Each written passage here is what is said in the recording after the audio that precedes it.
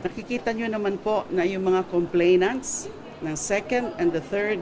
complainants and even of the first complainants, they are private citizens, they are members of clergy, they are members of organizations, and they have been into this, into their cause, into their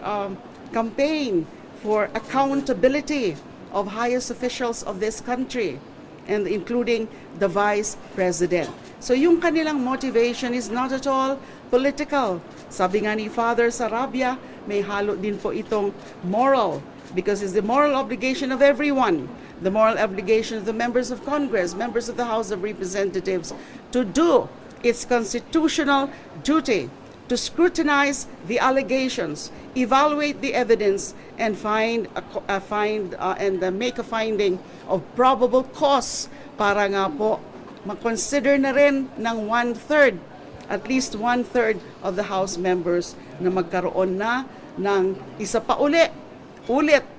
ng articles, pag-adopt ng articles of impeachment na itatransmit sa Senado for trial.